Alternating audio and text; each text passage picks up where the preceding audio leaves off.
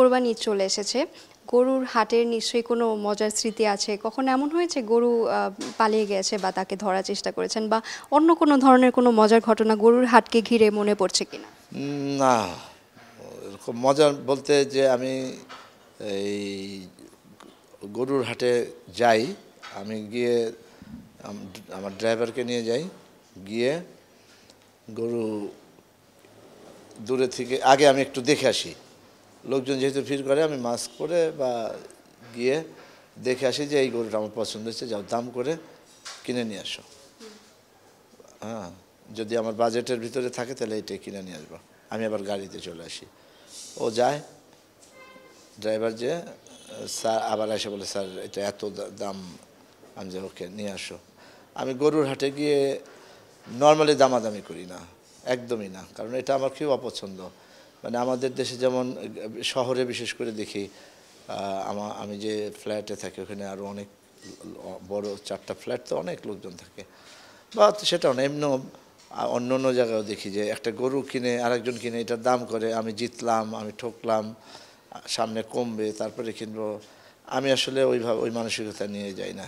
বছরে যদি একবার কুরবানি দিই, সে জায়গায় যদি 2,000, 5,000, 10,000 লসও হয়, আমি মনে করি ওই যে গরুটা নিয়ে আসছে যে কৃষক, যে সারা বছর পেলে বা এরকম চিন্তা করি আমি।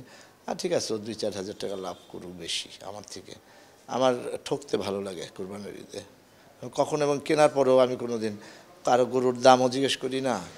আমারটা যদিও আরেকজনের চেয়ে 10,000 টাকা বেশি হয়, আমার কাছে এটা কোনো কিছু মনে হয় না, কারণ আমি মনে করি যে এটা কুরবানি দিব, এটা আমি লাভ করার জন্যে কিনি না, যে আমি লাভ করলাম বেশি, খুশি হলাম।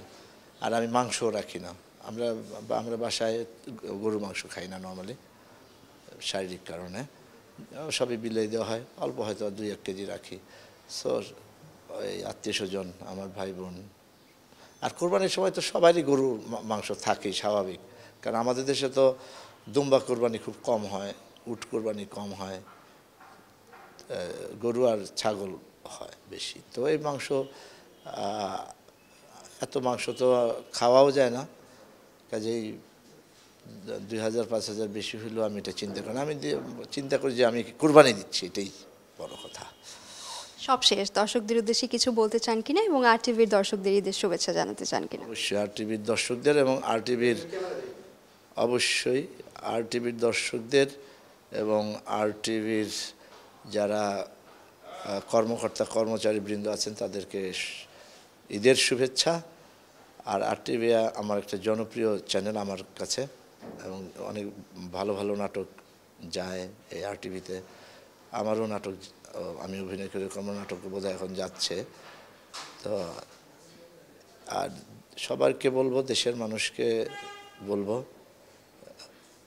যারা উচ্চপদস্থ জায়গায় আছেন, ঘুষ খাওয়াটা একটু কমায় দেন, দুর্নীতি করাটা একটু কমে দেন, তাহলে মনে হয় দেশটা অনেক ভালো হবে, সুন্দর হবে। সবাই দেশকে ভালোবাসবেন। খোদা হাফেজ।